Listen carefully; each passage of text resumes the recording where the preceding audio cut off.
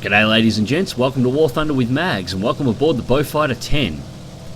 Now before we get into this match, the results are in for my subscriber's choice and the winner was the ME-262 with a 50mm. It will be the next plane that I try and get into the very next video that I pop up. It was a very close call between it and the P-80. The F-82 Twin Mustang also came in extremely close to winning.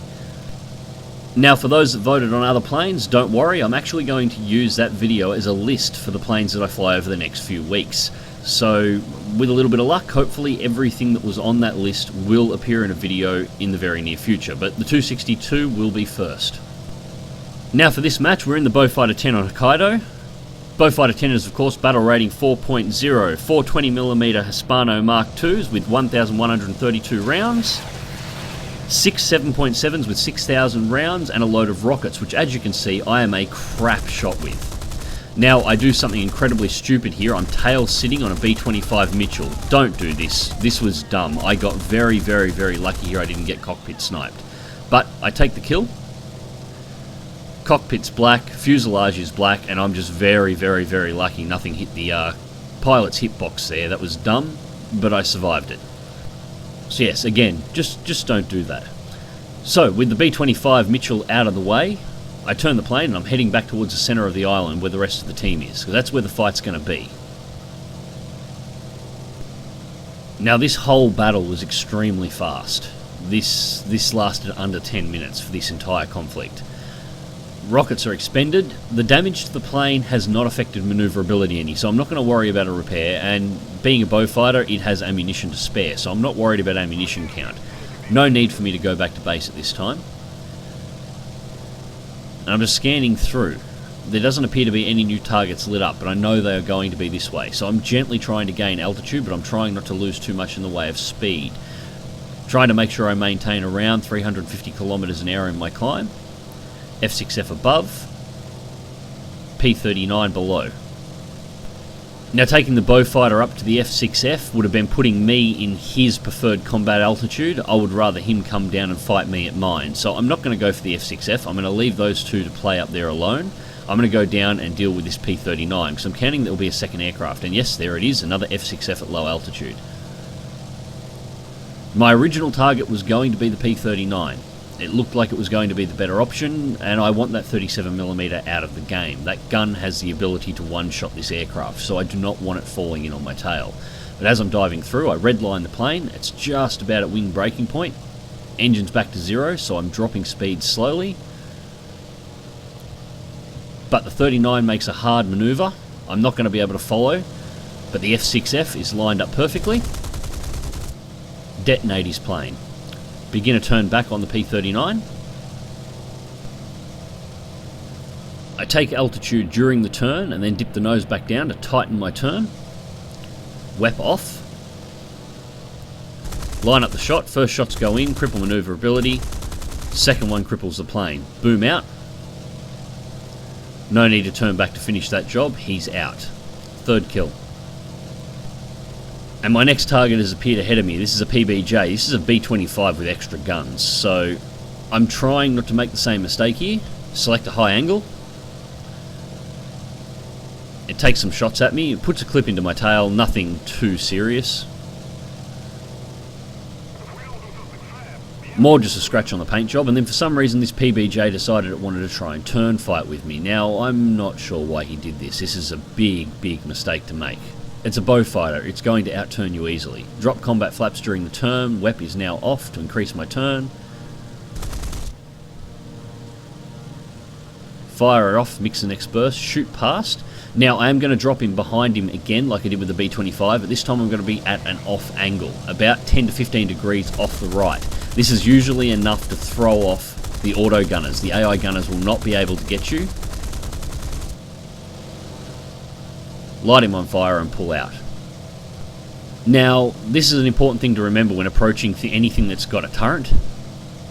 Players can account for the difference in angles between two aircraft in combat. So if you are flying at a slightly different angle to the aircraft that you are attacking, the player in the aircraft you're attacking can make the account for that different angle and line up his shots rather carefully in order to be able to shoot down your aircraft. AI do not have the programming ability to do this. They can only deal with you if you're approaching head on. At the time, you could see he was maneuvering his aircraft. He was in control of his aircraft. He was not on the turrets at all. Execute the AI. And since he wasn't on the turrets, I didn't have to worry about the AI unless I was stupid enough to fall dead center. Now there's one player and one AI left at this time. Let's fly over the top of the AI, make my turn afterwards to drop in on his tail. The remaining player is actually that F6F from the start of the match, but the entire team is up at altitude with him at the moment, so he's going to be dead within the next few seconds anyway. No need for me to go up there, just clean up the AI on the ground and secure the win. Back to wet close distance. Not quivering quite enough lead here, couple of hits, but I'm not getting the kill shot that I want. Increase my lead out. And the damage was enough. I blew off the control surfaces and it spirals into the ground. Kill number 6. And that's the end of the match. So let's go check out the results. So, the results of the match. First place for the team with 6 kills, 4 player and 2 AI, the Survivor Epic Award and Terror from the Sky, 96,355 Silver Lions and 6,924 base RP on an X2 on a premium account. And that was my Beaufighter 10 Spade. Yes, you heard that right, that was the Spade match. That's how little I've actually flown the Beaufighter 10. The Beaufighter 10 and 21 I've had for an exceptionally long period of time, but I never really bought them out much. My Beaufighter 7 was spaded a long time ago in arcade, but I don't really fly it much in realistic either. I think I need to. I did really enjoy this match, and God, it was fast. I also really need to work on my aim with rockets. But anyway, moving on to the next match.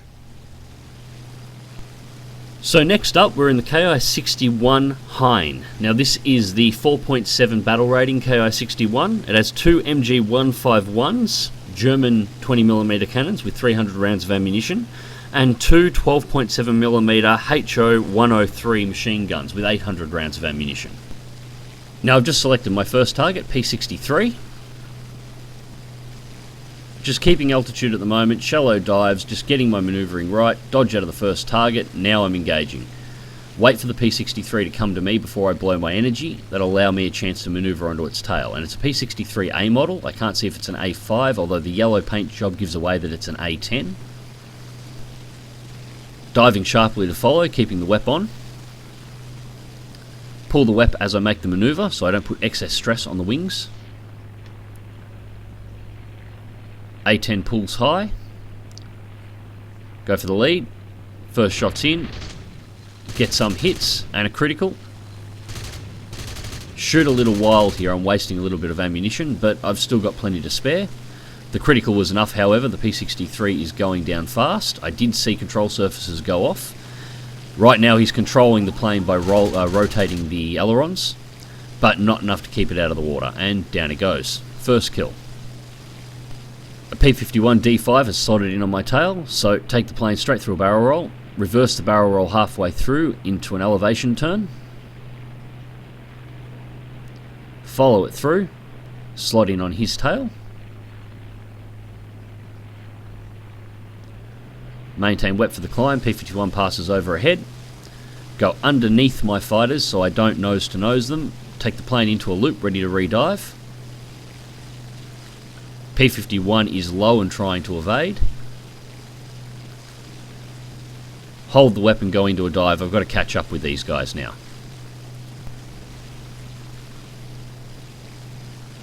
Maintaining 400 kilometers an hour. I am slowly closing in on the target. And yep, there's the Mitchell we saw at the start of the match. It's just bombed the carrier fleet. At least I know where he is now. And I have a second P-51 coming in from behind, so I'm aware it's coming in. Throw the plane over into an elevation turn. Maintain WEP. As I go into it, loop over. Aileron roll and redive. Slot in behind the P-51. It pulls into altitude to pull out of the area, continuing the turn through.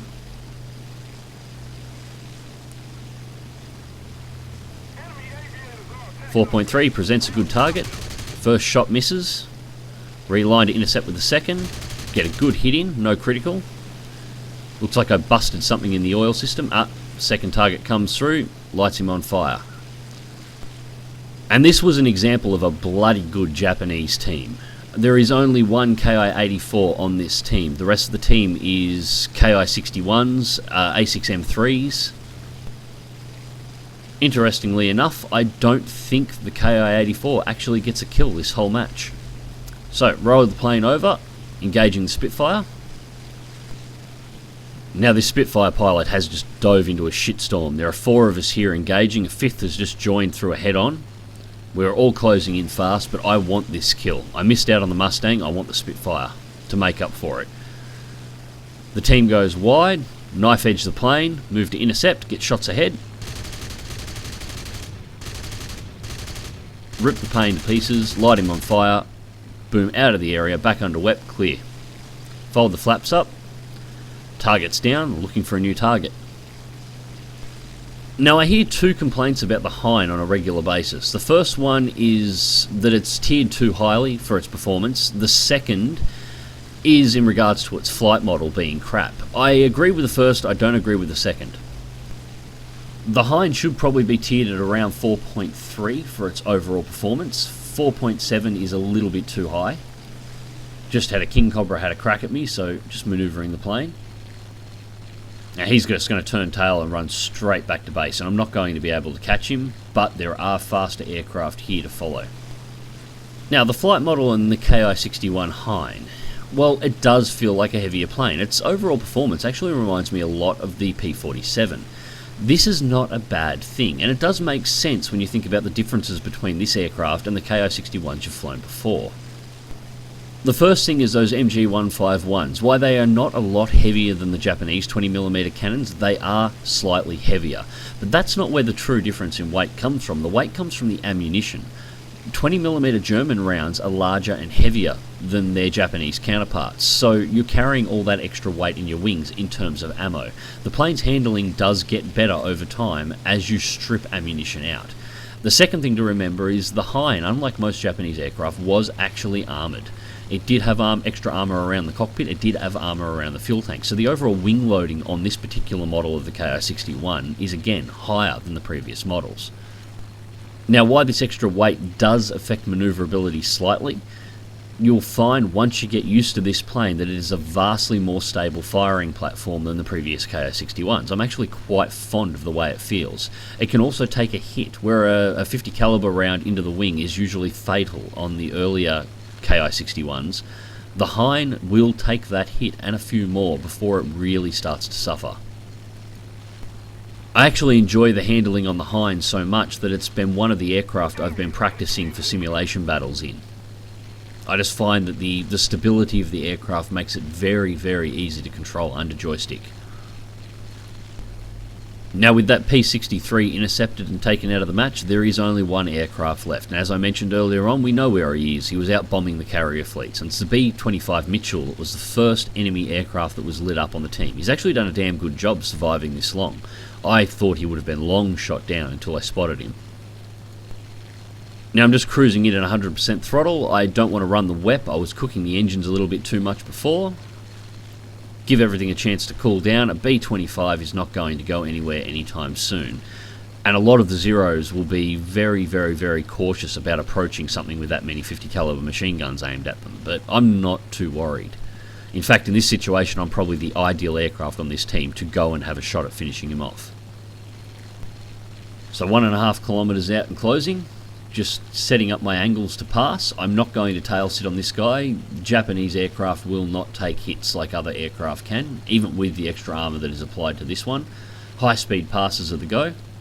Aim for the first one, fire a shot, get a hit, invert the plane, straight dive back underneath him and clear. Roll over and re-pull back in for a slashing attack. Another hit, critical to the right wing, took out the aileron. I have taken a couple of 50 caliber hits, but as you can see, the manoeuvrability of the aircraft, unlike previous models of the Ki-61, really hasn't been bothered too much. I've got a little bit of a wobble here, but that's really about it. And it looks like that hit was fatal. Wheels are flying off. He's taken hits from another aircraft, but the kill is mine. So, 3 kills and a victory. Let's go check out the results. So, the results for this match. First place for the team, 3 kills and 1 assist. Final blow, Terror of the Skies and Bulletproof.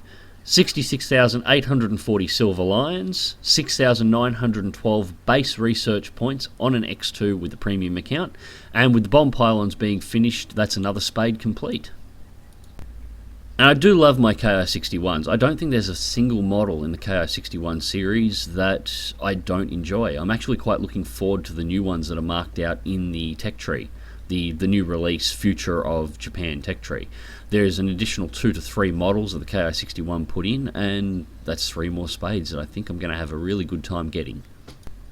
But as I said before, the Hein in particular is the heaviest of the Ki-61 series that is currently in game. Its handling does take a little bit of getting used to. The important thing to remember is why it is not as manoeuvrable as the previous models. It does carry more firepower, it is more durable, and it still will even though it is less manoeuvrable than the previous models, it will outmaneuver anything that it faces. Anyways, ladies and gents, I hope you enjoyed the video. Click like if you do, subscribe if you want to see more. Fly smart, fly safe, and I'll catch you in the skies.